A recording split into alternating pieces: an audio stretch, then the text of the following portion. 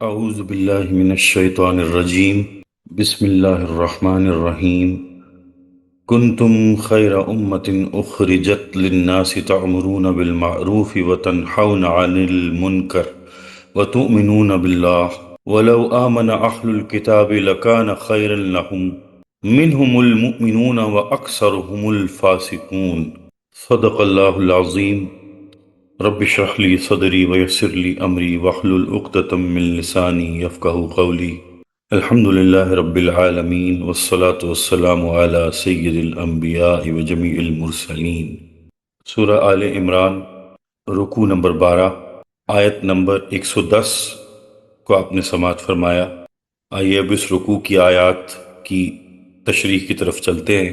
دیکھیے، معروف نیکی کو کہتے ہیں، وہ چیز جس سے ہر کوئی نیکی سمجھے اور بطور نیکی کے وہ معروف ہو، یعنی سب کو پتہ ہو کہ یہ نیکی ہے۔ اور منکر وہ ہے جس سے ہر شخص بغض رکھے کہ یہ برائی ہے، کہ بطور برائی کے ہر شخص اس سے انکار کرے کہ یہ میرے کرنے کا کام نہیں ہے۔ تو فرمایا تم معروف کا حکم دیتے ہو اور منکر بھی طاقت سے روکتے ہو، اور تم اللہ پر ایمان رکھتے ہو۔ حضور اکرم صلی اللہ علیہ وآلہ وسلم نے ارشاد فرمایا، میں اس ذات کی قسم کھا کر کہتا ہوں کہ جس کے ہاتھ میں میری جان ہے، تم نیکی کا حکم کرو گے اور کرتے رہو گے، اور ہر حال میں تم برائی سے روکتے رہو گے۔ ورنہ یوں ہوگا، اگر تم اس کام سے رہ گئے اور امر بالمعروف اور نہی عن المنکر نہ کر سکے، خلافت نہ قائم کر سکے، اور حکومت کی طاقت سے تم نے خیر کو نافذ نہ کیا اور حکومتی طاقت سے تم نے شر کو دور نہ کیا، تو تم پر اللہ کا عذاب آ جائے گا، اللہ کی طرف سے تمہیں سزا پہنچے گی۔ پھر تم اللہ کو پکارتے رہو گے، دعائیں مانگتے پھرو گے، لیکن تب تمہاری کوئی دعا قبول نہیں ہوگی۔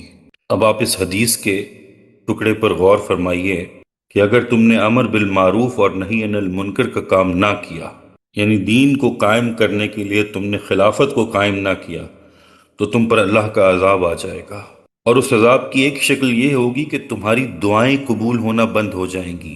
تم اللہ کو پکارتے پھرو گے، اللہ تمہاری کوئی دعا قبول نہیں کرے گا۔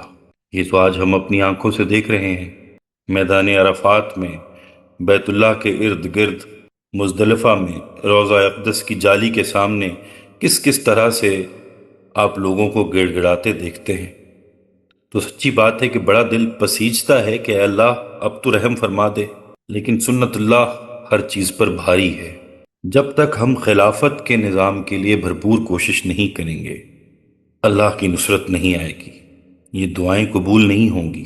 ایک جگہ حضور اکرم صلی اللہ علیہ وسلم نے فرمایا، تم میں سے اگر کوئی شخص برائی کو دیکھے تو اسے اپنے ہاتھ کی طاقت سے ہٹا دے، اور اگر ہاتھ کی طاقت نہیں ہے تو پھر پوری قوت کے ساتھ زبان کا زور لگائے، اور زبان کھولنے کی طاقت بھی نہیں ہے، اور اوپر کوئی ظالم حکومت ہے، تو دل ہی دل میں اسے برا سمجھتا رہے، دل ہی دل میں مچلتا رہے اور کرب کے عالم میں رہے کہ اے اللہ کوئی صورت پیدا فرما اور ہمیں ایسی طاقت عطا فرما کہ ہم خلافت قائم کر سکیں، ہمیں اپنی طرف سے کوئی ایسی قوت نصیب فرما کہ ہم اس برائی کو روک سکیں۔ اور یہ ایمان کا کمزور ترین درجہ ہے، اس کے بعد ایمان کا کوئی درجہ باقی نہیں رہتا۔ اور یہ جو کنتم خیر امت کہا گیا ہے، اس میں دو باتیں ہیں۔ پہلی بات تو یہ ہے کہ منصب امامت یہود سے لے کر مسلمانوں کو دے دیا گیا، اس لیے کہ مسلمانوں کے آنے سے پہلے تک بنی اسرائیل خیر الامہ تھی۔ بنی اسرائیل نے جب اللہ کا کام چھوڑ دیا تو اللہ نے انہیں معزول کر کے یہ امامت اور قیادت مسلمانوں کو دے دی۔ دوسری بات ایک بہت دلچسپ حدیث میں ہے، وہ حدیث یہ ہے کہ حضور اکرم صلی اللہ علیہ وسلم نے فرمایا کہ اللہ تعالیٰ نے جو امتیں پیدا فرمائی ہیں ان کی مثال ایسے ہے جیسے کہ ایک شخص نے جو اپنے گھر میں کچھ کام کروا رہا ہے، کچھ مزدور رکھے اور مزدوروں سے طے کیا کہ تم سارا دن صبح سے شام تک یہاں کام کرو گے، تم نے یہ مکان بنانا ہے۔ کچھ مزدوروں نے کام کرنا شروع کیا، جب دوپہر ہوئی تو ان کا دل برا ہو گیا، انہوں نے کہا کہ ہم سے یہ کام نہیں ہوتا، یہ کام بڑا سخت ہے، ہم جا رہے ہیں۔ آدھے دن کی مزدوری دے کر مالک نے انہیں رخصت کیا اور دوسرے مزدور رکھ لیے۔ انہوں نے دوپہر سے لے کر عصر تک کام کیا، اور جب عصر کا وقت آیا تو ان کا بھی دل برا ہو گیا، وہ بھی تھک گئے، انہوں نے کہا یہ تو بڑا مشکل کام ہے، یہ تو ہم سے نہیں ہوتا، ہم بھی جا رہے ہیں۔ تو مالک نے ان کو بھی ان کے وقت کی مزدوری دے کر رخصت کر دیا، اور عصر کے وقت کچھ اور مزدور رکھے۔ ان مزدوروں کے پاس وقت تو تھوڑا تھا، مگر انہوں نے عصر سے مغرب تک اتنی جانفشانی سے کام کیا کہ مغرب کا وقت ہوتے ہوتے مالک کو جتنی بھی ضرورت تھی انہوں نے وہ سارا کام پورا کر دیا۔ فرمایا کہ یہ جو صبح سے دوپہر تک اور دوپہر سے عصر تک جن لوگوں نے کام کیا، یہ پہلی امتیں تھیں، خصوصاً اہل کتاب۔ اور عصر سے مغرب تک جن لوگوں نے کام کیا، وقت تو انہیں تھوڑا ملا مگر انہوں نے کام پورا کر دیا، تھوڑی مدت میں سارا کام مکمل کر دیا۔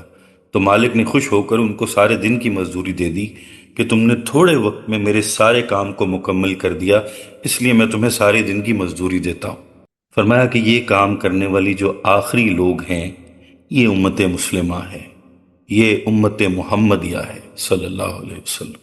یہ سب سے آخر میں آئے، سب سے تھوڑا وقت لیا لیکن سب سے زیادہ کام کیا۔ تو فرمایا کنتم خیرا امہ، تم دنیا کی تمام امتوں کے مقابلے میں بہترین امت ہو۔ اب تک جتنی امتیں آئیں اگر موازنہ کیا جائے تو سب کے مقابلے میں تم سب سے بہتر امت ہو۔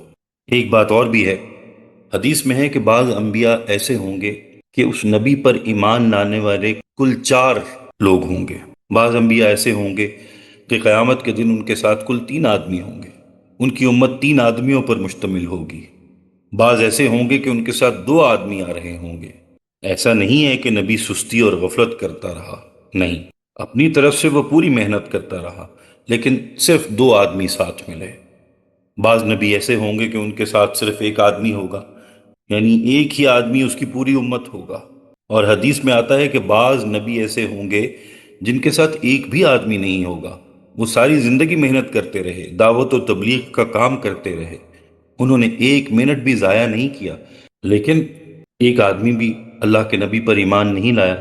تو قیامت میں اللہ کا نبی تنہا آ جائے گا اپنی پوری قوم پر شاہد بن کر کہ اے اللہ، میں گواہی دیتا ہوں کہ میں نے اپنی قوم پر دن رات تبلیغ کی ہے، کوئی وقت ضائع نہیں کیا، اس کام میں کوئی کوتاہی نہیں کی ہے، دین کا پورا پیغام پہنچا دیا، لیکن ایک آدمی بھی ایمان نہیں لایا۔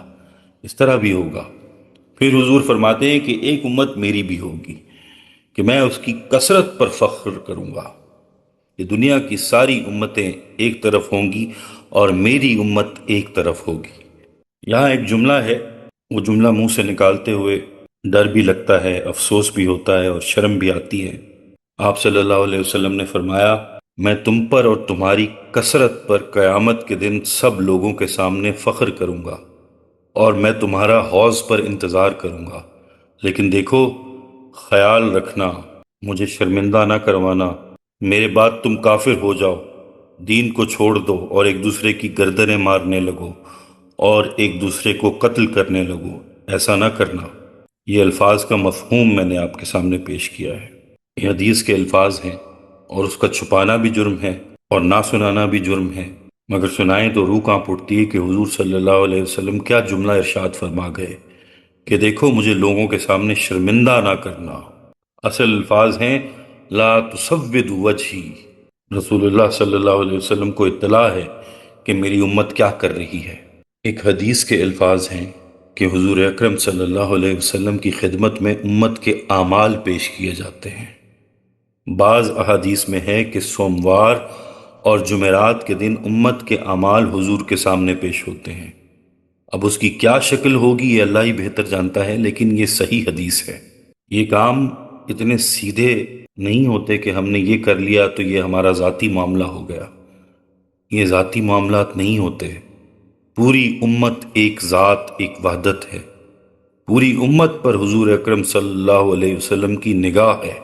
اگر امت پھل پھول رہی ہو تو حضور کو خوشی ہوتی ہے، اور اگر امت زوال پذیر ہو تو حضور اکرم صلی اللہ علیہ وسلم کو اس کی اطلاع کی جاتی ہے اور آپ صلی اللہ علیہ وسلم اس پر مغموم ہوتے ہیں۔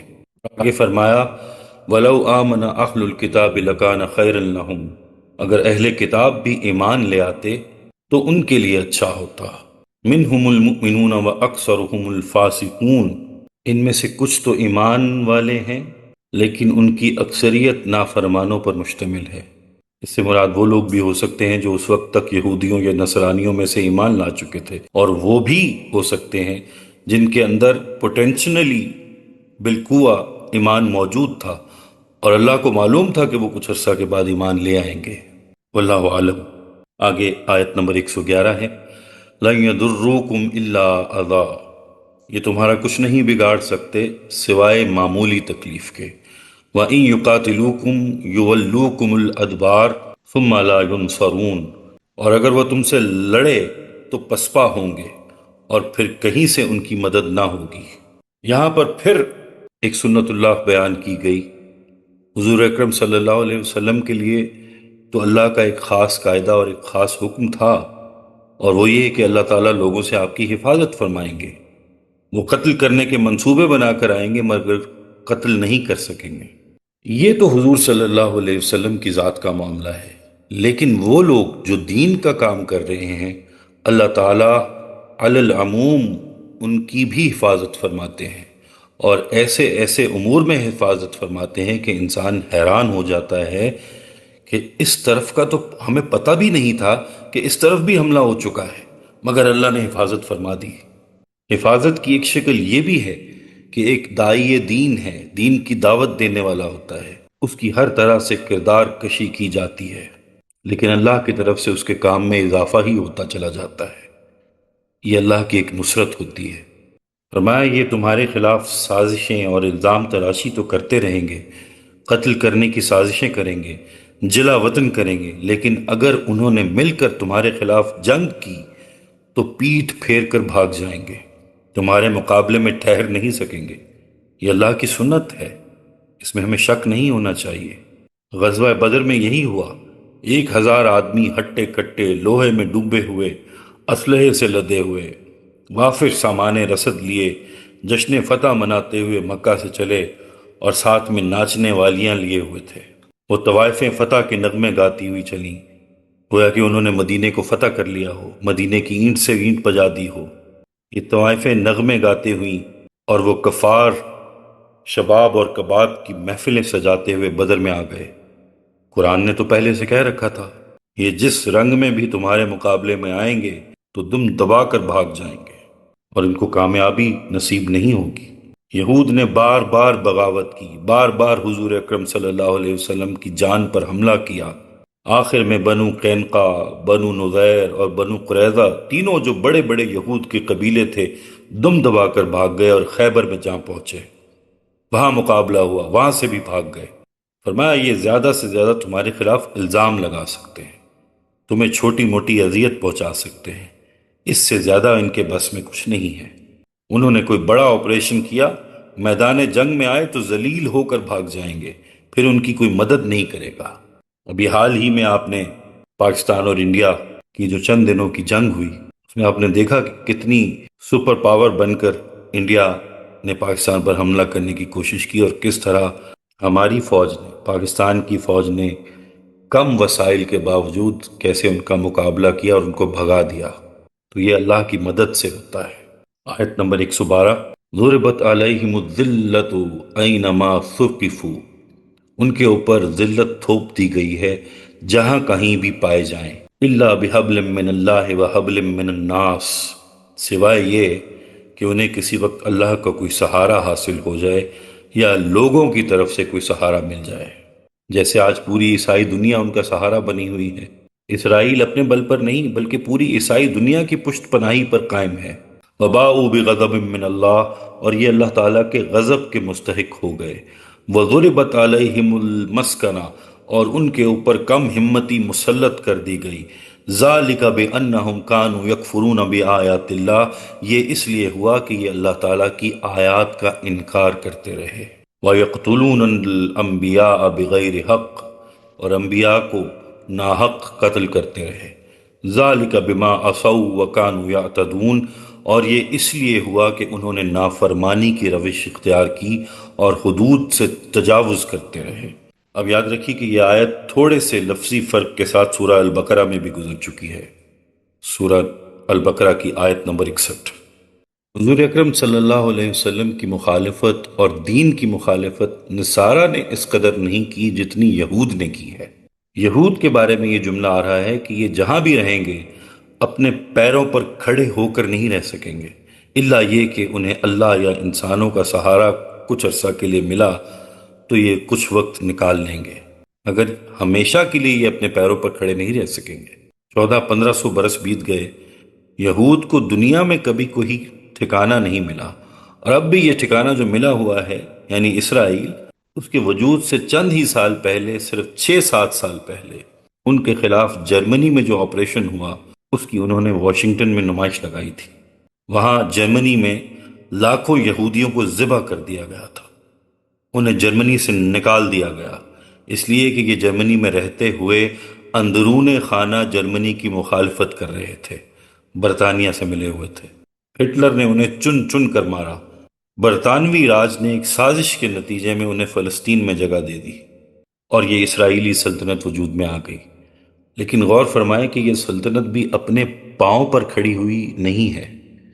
یہ ایٹمی طاقت ضرور ہے، لیکن اگر سپر پاور اس کے پیچھے سے ہٹ جائے تو اسے فوراً ختم کر دیا جائے گا، اس کی کوئی حیثیت نہیں ہے۔ ایسی صورت میں یہ چند روز کی مہمان ہوگی۔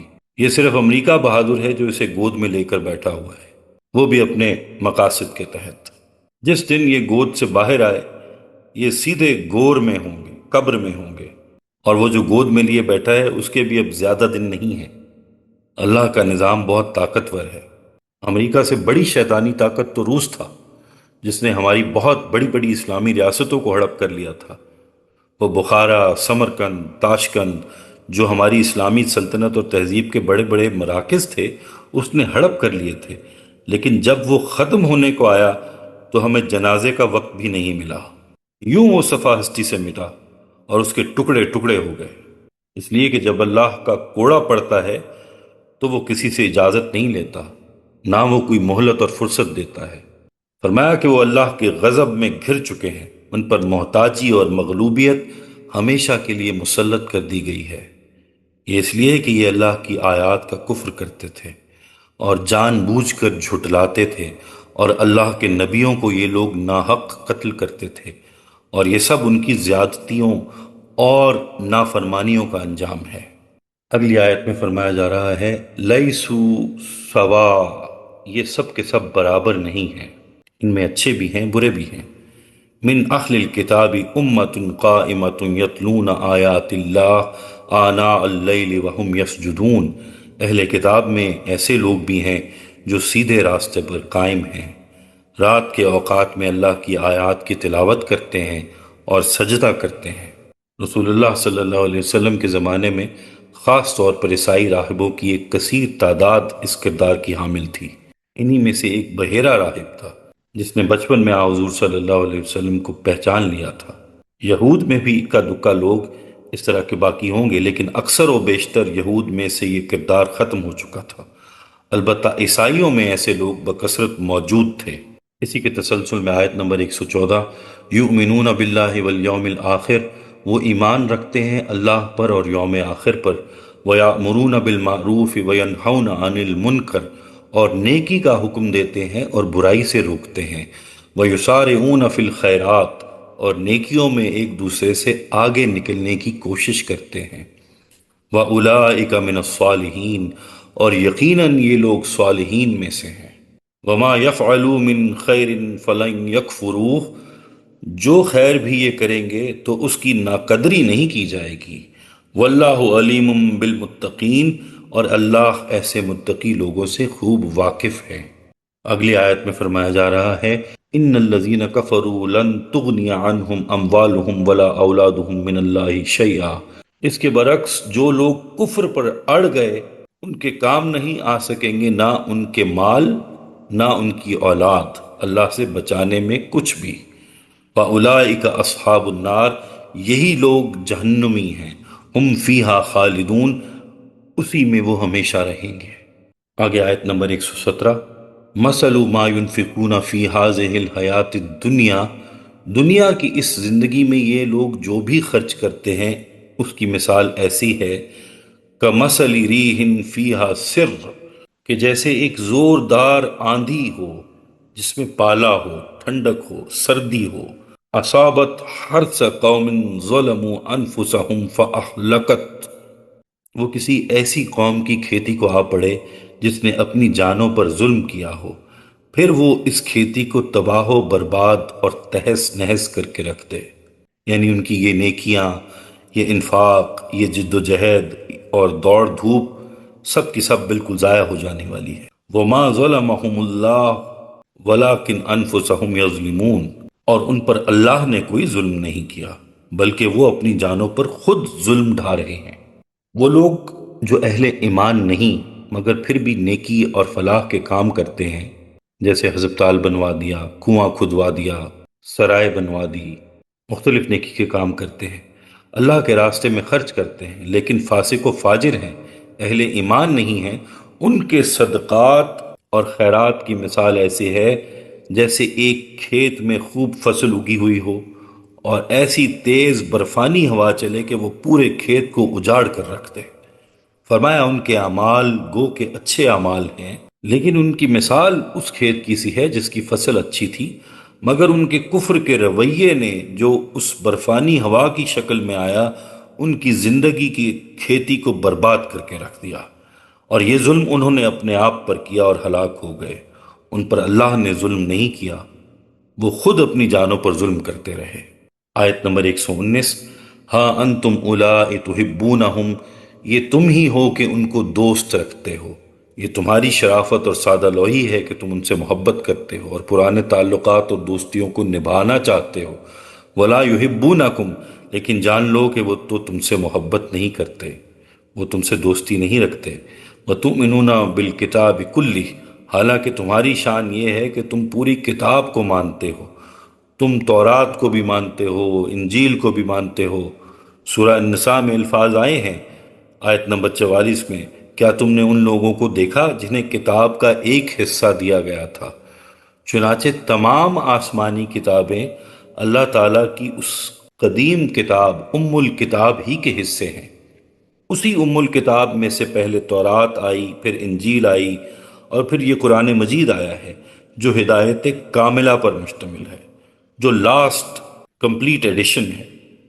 تو تم تو پوری کی پوری کتاب کو مانتے ہو۔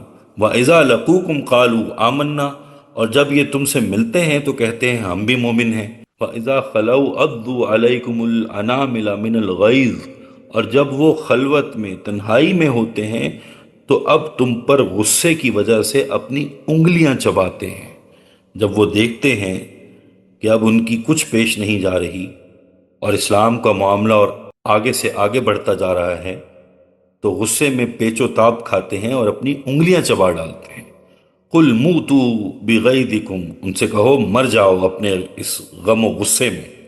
ان اللہ علیم بذات الصدور، یقیناً اللہ تعالیٰ جو کچھ سینوں کے اندر چھپا ہوا ہے اس سے بھی واقف ہے۔ اب اس رکوع کی آخری آیت، ان تمسسکم حسنۃ تسوہم، اے مسلمانوں اگر تمہیں کوئی بھلائی پہنچ جائے تو ان کو بری لگتی ہے، یعنی اگر تمہیں کوئی کامیابی حاصل ہو جائے، کہیں فتح نصیب ہو جائے تو ان کو اس کی تکلیف پہنچتی ہے۔ وَإِن تُصِبْكُمْ سَيِّئَةٌ يَفْرَحُوا بِهَا، اور اگر تمہیں کوئی تکلیف پہنچے تو وہ اس سے خوش ہوتے ہیں۔ وَإِن تَصْبِرُوا وَتَتَّقُوا لَا يَضُرُّكُمْ كَيْدُهُمْ شَيْئًا، لیکن اگر تم صبر کرتے رہو اور تقوی کی روش اختیار کرتے رہو تو ان کی یہ ساری چالیں تمہیں کوئی مستقل نقصان نہیں پہنچا سکیں گی۔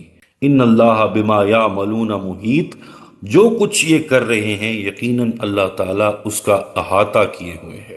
یہ اللہ تعالیٰ کے دائرے سے اور اس کی کھینچی ہوئی حد سے آگے نہیں نکل سکتے، یہ اس کے اندر اندر اچھل کود کر رہے ہیں اور سازشیں کر رہے ہیں، لیکن اللہ تعالیٰ تمہیں یہ ضمانت دے رہا ہے کہ یہ تمہیں کوئی مستقل نقصان نہیں پہنچا سکیں گے۔ اور یہی ہمارا ایمان اور عقیدہ ہونا چاہیے اور یقین ہونا چاہیے اللہ کی ذات پر۔ اور یہاں اس رکوع کی تکمیل ہوتی ہے۔ اللہ تعالیٰ سے دعا ہے اللہ تعالیٰ قرآن پاک کی آیات کو پڑھنے، سمجھنے، ان پر عمل کرنے اور انہیں دوسروں تک پہنچانے کی توفیق عطا فرمائے۔ اللہ تعالیٰ ہمیں صراط مستقیم پر ہدایت فرمائے، ہم سب کے لیے آسانیاں پیدا فرمائے اور آسانیاں بانٹنے کی توفیق اور شرف عطا فرمائے۔ آمین یا رب العالمین۔